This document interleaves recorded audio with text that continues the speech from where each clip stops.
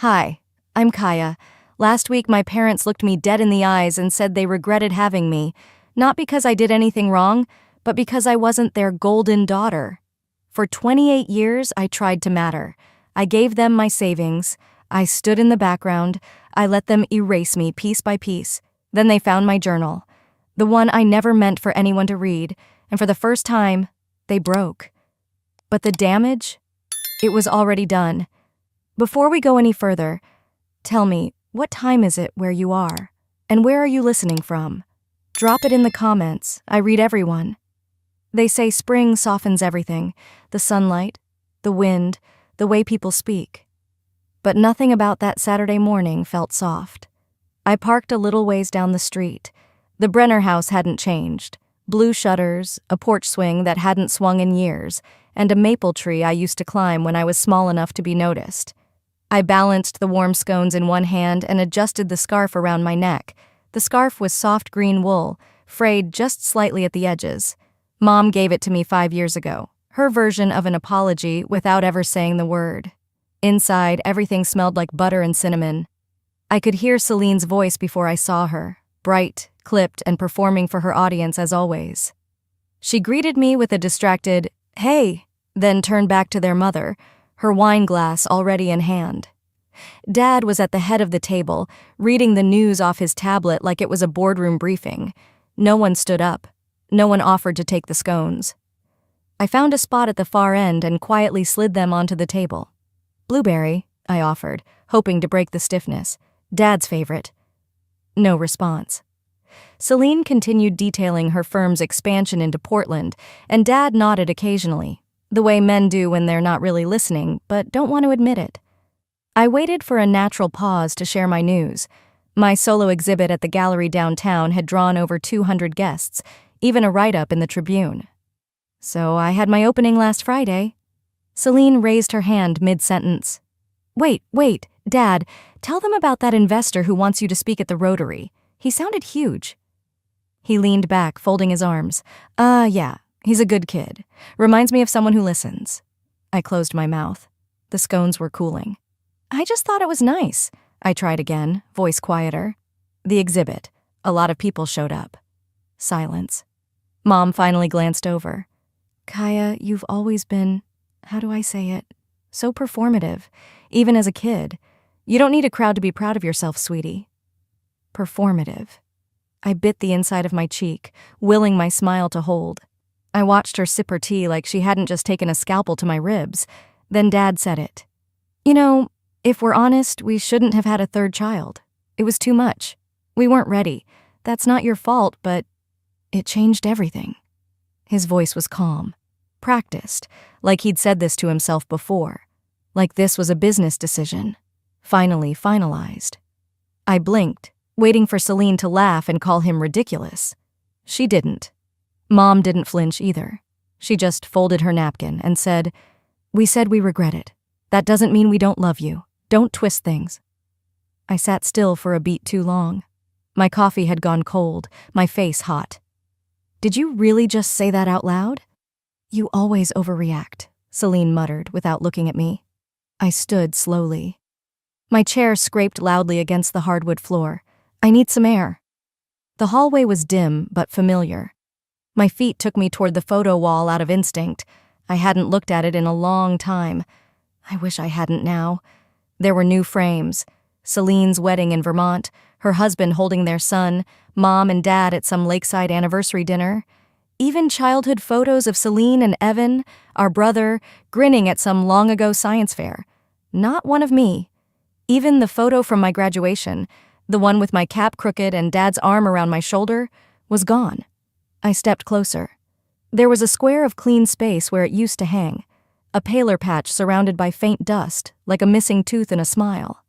That's when my knees buckled a little. I pressed a hand against the wall to steady myself. My throat felt like cotton. My eyes stung, but I wouldn't give them tears. I walked back to the front hallway, picked up my bag, and opened the front door. The air outside was crisp, but it didn't sting as much as the silence inside had. Standing on the porch, I whispered aloud, just to myself. "They don't regret having me. They just regret that I didn't become who they wanted." I didn't remember the walk back to my apartment. I think I crossed 4 intersections without really seeing the lights change. By the time I stepped through my front door, the blueberry scones I had baked were still warm in the tote, untouched, their buttery sweetness now bitter on my tongue without even taking a bite. The air in the apartment felt heavier than usual, like grief had moved in while I was gone. I didn't collapse on the couch. I didn't cry. I didn't scream. I hung up my scarf, the one Mom had given me 5 years ago, and stood there staring at the empty hook beside it. My keys dangled quietly. Everything looked the same, but nothing felt the same. I moved slowly to my dresser. The bottom drawer held years of tucked-away memories I rarely touched, scraps of the past I once clung to, then buried. I pulled it open and sat cross-legged on the worn carpet, the city hum whispering through the window behind me. My fingers brushed over an old birthday card. I hesitated, then set it aside. And that's when it hit me. I was 9 again, standing just outside the kitchen door, half hidden behind the floral curtain. I hadn't meant to eavesdrop. I was going to ask Mom if I could open my second gift early. But her voice cut through first. "We should have stopped it too," she said, quietly but clearly. "I don't have it in me to keep faking." Dad's voice came next. "Too late now. She's here. Just try not to let her feel it." I hadn't remembered that moment in years. Maybe I had blocked it out. Maybe it had always been there, buried beneath school plays and whispered apologies that never really came. But now it played like a film on loop. That night I had smiled through the cake cutting, posed for pictures with frosting on my cheek, thanked them for the party like the good girl I always tried to be. They didn't know I heard. Or maybe they didn't care. Present-day Kaya reached into the drawer again, pulling out the card from that year. Plain cream cardstock, their signatures at the bottom, nothing else, not even happy birthday. Just love, Mom and Dad. My breath caught. I flipped it over. Nothing. Celine's card that same year, her 11th, was still vivid in my mind. It had flowers drawn in red and purple ink, and Mom had written a full letter on the inside. 2 pages. She read it aloud at dinner. Something about how Celine was a blessing, so bright, and the heart of this family. Even back then, I had smiled through that too. I should have burned this card years ago. Instead, I tucked it back into the drawer like it hadn't just ripped a hole in me. All my life, I'd played the role. The easy one. The helper. The daughter who didn't complain, who didn't ask for much. I kept the peace. I never skipped school, never rebelled. When I got straight A's, I posted the report card on the fridge myself because no one else did. When I won that regional art contest in high school, I told Mom it was fine she missed the awards night. "You had a work dinner," I reminded her, even though she hadn't. She'd smiled, barely. "You're sensitive, Kaya. Don't take things so personally." But it wasn't personal, was it? It was just invisible. I opened my old diary. The pages were worn, the edges frayed. My handwriting was looped and neat, a child desperate to be understood. I flipped through until one line caught my eye, written in purple ink. "Someday I'll matter enough for them to regret nothing." My throat tightened. I whispered, "Guess that someday never came." 2 days passed like fog, thick and motionless. I barely left my apartment, and when I did, it was for coffee I didn't finish or errands I didn't remember starting. Sunday morning arrived with a text I had already expected. "Sunday brunch. Milas booked a private room. Be there." "Mom?" No hi, no apology, just a command dressed as a courtesy. I stared at the screen, rereading the words until they blurred. Nora, always the grounding voice, didn't even look up from her crossword when I told her. "Don't go," she muttered. "You already know what's waiting." I buttoned my coat. I need to know if they're really going to pretend like none of it happened. The cafe in Adina was the kind of place you went when you wanted to show people you had your life together. White tablecloths, fresh peonies in small vases, soft jazz humming from the speakers.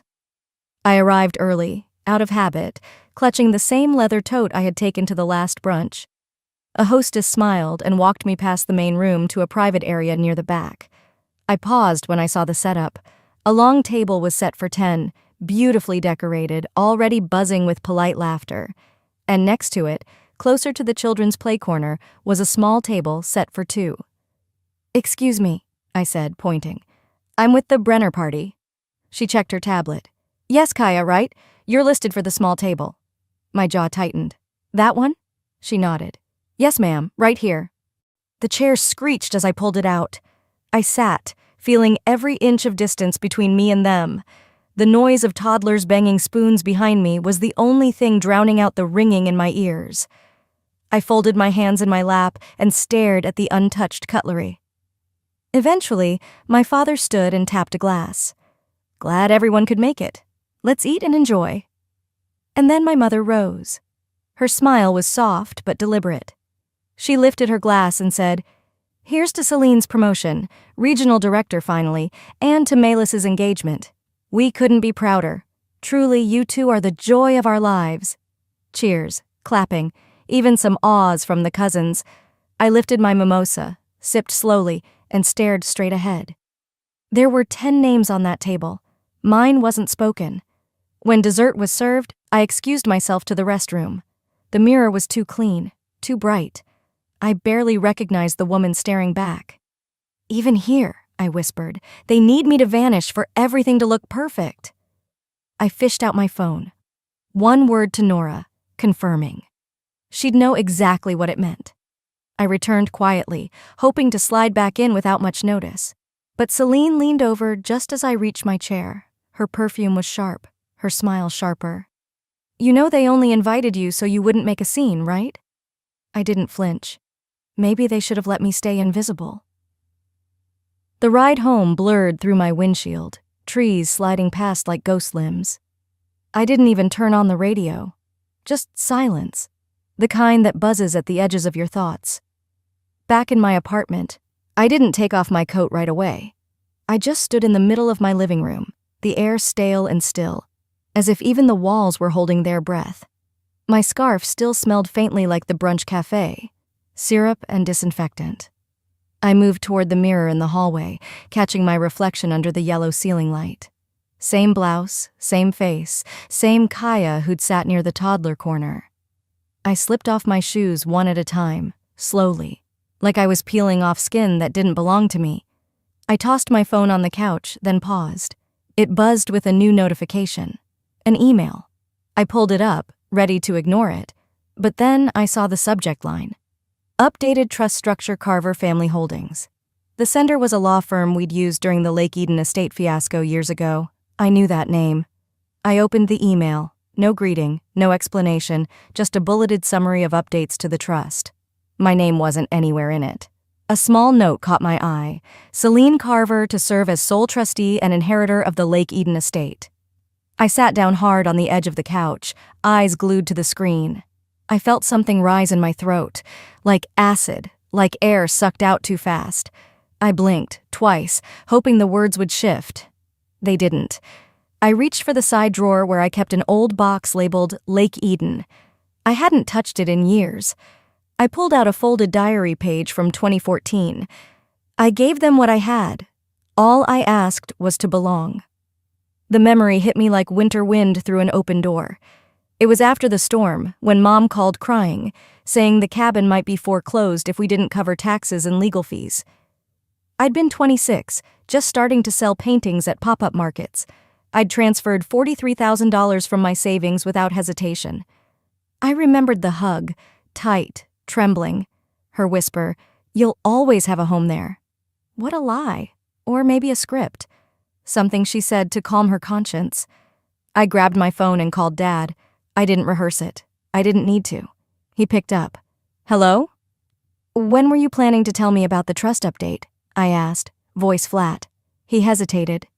"Kaya, it's complicated. You've been a bit distant." I heard Celine in the background, her voice sharper, irritated. "Just tell her it's finalized. She wouldn't understand anyway." I hung up.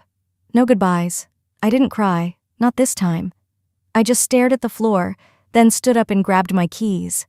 The night air outside smelled of early spring, wet bark, and leftover snow. I drove straight to my storage unit on Hennepin, barely noticing the way my hands gripped the wheel. Inside the dim fluorescent light, I found the plastic bin marked Tax Property Old. I dug until I found a manila envelope with faded marker, Lake Eden receipts and title transfer notes. I held it in my hands, palms sweating, heart thudding with something deeper than rage. If they want war, I whispered, they forgot who helped build their fort. I didn't sleep that night. After pulling out the envelope from storage, I just sat in my kitchen, the old laminate floor chilled under my bare feet. The moonlight from the small window cut across the room, tracing the edges of the papers I hadn't dared to unfold in years. I told myself I'd wait until morning, but my hand had a mind of its own. The coffee I poured at sunrise had long since gone cold. Still, I held the mug like it could warm more than just my hands. I stared at the yellowed envelope again. Lake Eden, receipts, and title transfer notes. My handwriting, back when I still thought love meant something in ink. I tried to write it out in my journal. Something, anything, but all I could muster was one line. I want to stop existing where I'm not welcome. The words just hung there, silent, like the rest of the apartment. By mid-morning, I finally dialed a number I hadn't called in over a decade. Mr. Halverson, my late uncle's friend. A quiet man, always more patient than necessary. When his voice came through the receiver, I braced myself for formality. Mr. Halverson? This is Kaya Carver. I'm not sure if you remember. Kaya, he said gently. Of course I remember. Your uncle adored you. I closed my eyes. I was wondering, do you still have the contribution letter I signed for the Lake Eden property? Back in 2012? He paused, long enough that I thought the call dropped. Then he sighed. Let me check the archive. I waited. The silence on the line made me feel like a kid again, waiting to see if someone would show up for the school recital. Finally, he returned. I have it, he said. Dated March 4th, 2012. States you contributed $43,000 toward the purchase of the Lake Eden cabin. It's notarized. Your parents signed it. Why? The breath I didn't know I was holding escaped as a soft tremble. I was removed from the trust. No one told me. There was another pause, but this one was different, weighted. I'm sorry to tell you this, he said carefully, but the trust was amended in 2021. I only know because I handled the notarization. It was signed while you were in the hospital, after the accident. Everything slowed. The room felt crooked. You mean, they changed it while I was recovering? I remember you weren't present. I thought it odd, but I was told you'd agreed beforehand. I hadn't. I never did. After we hung up, I sat still, for 10 minutes. Then I walked to the kitchen. The linoleum bit into my knees as I sank to the floor, back against the cabinet. My fingers shook, not from anger, but from something deeper, something colder. I remembered that hospital room, white, humming, impersonal. No visitors, not even my mother. Just a single card from Nora taped to the table. At the time, they'd said they were managing family finances and couldn't get away. I had believed them, but now I knew. I didn't cry for the money. I cried because I had trusted, because I had loved them enough to forgive, again and again, hoping this time they'd meet me halfway. I cried because apparently I had never been in the will, just in the way. The sun had shifted low by the time I stood, my legs stiff, heart hollow. I opened my phone and typed, I've seen the amendment. I stared at Celine's name, thumb hovering over the send button. The typing bubble flickered once, then vanished. I waited. Nothing. Then I hit delete. They don't get to ghost me anymore, I whispered to the air, and for the first time in a long time, it felt like I wasn't the one disappearing. The drive over felt longer than it used to. Maybe it was the silence in the car, or maybe it was me calculating every word I needed to say. I had driven that route for birthdays, holidays, doctor appointments, but today, I wasn't arriving as the youngest daughter trying to smooth things over. I was arriving as someone they had underestimated. I pulled into the driveway and sat in the car for a minute, watching the curtains shift in the front window. They'd seen me. My outfit was plain, no jewelry, no softness, just a navy blouse and slacks. The folder in my bag weighed heavier than it should have. I stepped out and walked slowly up the steps. My mother opened the door, her face a careful mix of surprise and neutrality. "Kaya," she said, like I'd stopped by to return a casserole dish. Celine appeared behind her, holding a coffee cup, already mid-sip. "Look who's here," she said too brightly. I didn't greet them. I didn't step inside yet. I looked at them both, two women who had spent years managing appearances like it was a job. Then I walked in. "Coffee?" my father asked from the kitchen, not looking up from his phone. "No," I replied, placing my bag down on the table. "I'm not here for tea. I'm here to return the favor. You erased me. I'm putting myself back in." Celine chuckled under her breath. "Kaya, really? You're still hung up on this?" I pulled out the folder and handed it across the table. "You can start with this." She took it, flipped open the first page, then scoffed. "This again? You always overreact." I didn't blink. "You removed me from the trust while I was recovering from surgery. You took a property I helped pay for and rewrote the history to suit yourselves." My mother sat down, lips pressed tight. My father rubbed his forehead but still said nothing. Silence had always been his favorite language. "You didn't just forget me," I continued, keeping my voice even. "You planned it, while I was unconscious, while I had IVs in my arms." Celine looked up from the packet, her tone sharp. "You were barely responsive. We made the decision for the good of the family. You were not stable." "No," I said, standing. "You were unstable. You couldn't stand the idea that I might deserve something permanent." I laid the last document on the table, a notarized letter bearing my name, dated, signed. "My lawyer will be in touch. We're beginning formal mediation. I'm not asking you anymore."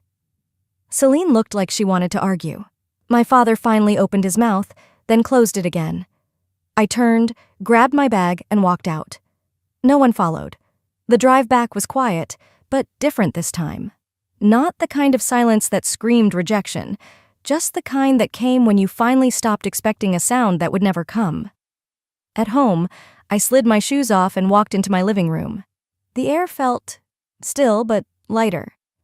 I placed my bag gently on the counter, stared at the window as sunlight dimmed into evening. Then, softly, to no one in particular, I whispered, "I'm not afraid of being alone anymore." I didn't expect silence to feel heavier than confrontation, but it did. When I opened the envelope that Thursday morning, the official header was the first thing that struck me. A law firm I'd never heard of, embossed in gold. My name sat beneath the subject line in bold, unblinking letters. I skimmed, hoping it was some mistake. But it wasn't. Celine had filed a countersuit.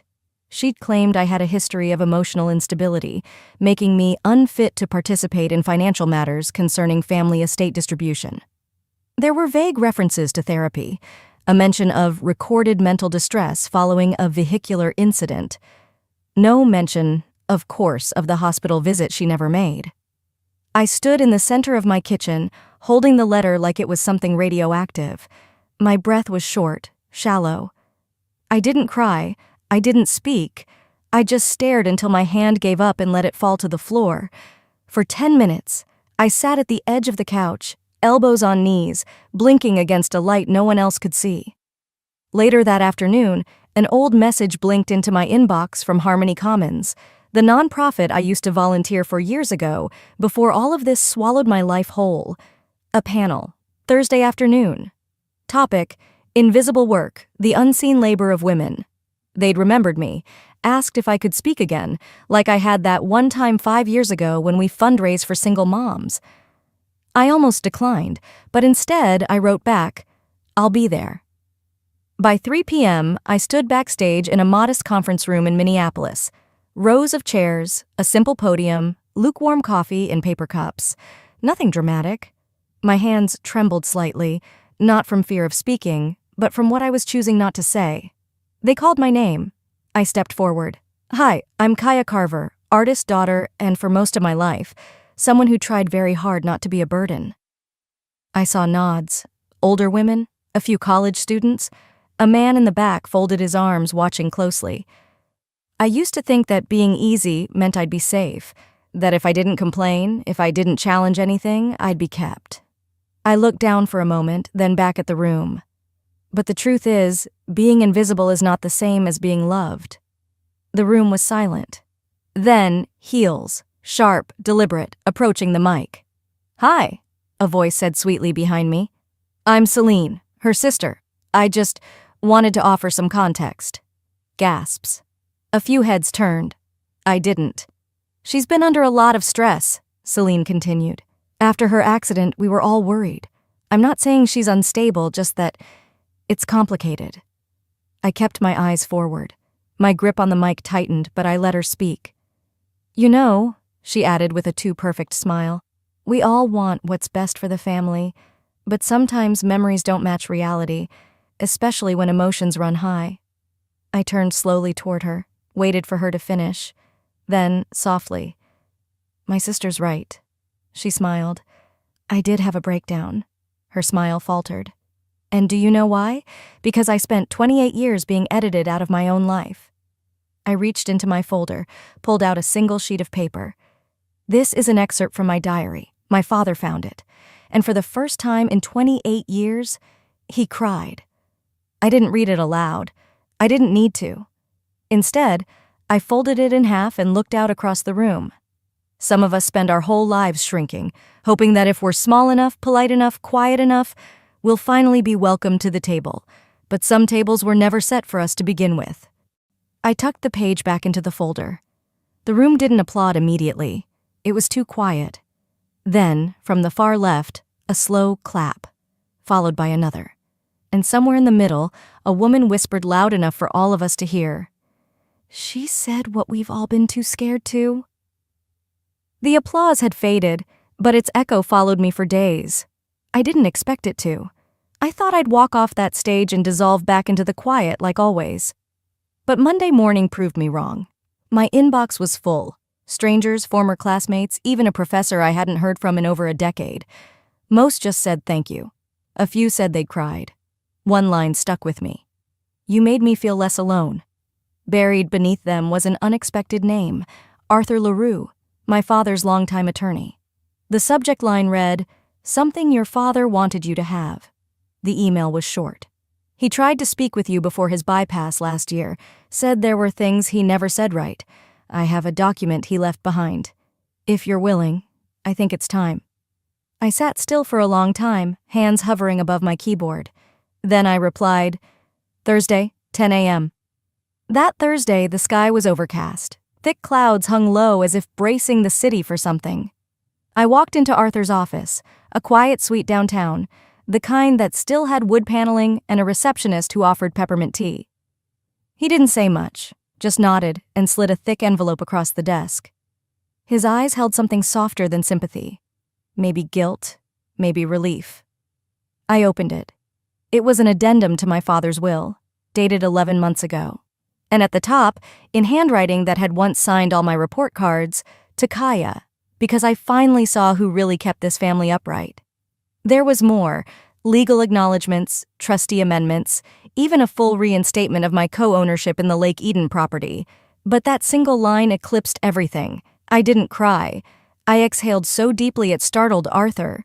For the first time in years, I felt something close to equilibrium. Friday morning, I drove to my parents' house, no folder tucked under my arm this time, just a sealed envelope and my own steady hands. When my mother opened the door, her face betrayed more confusion than concern.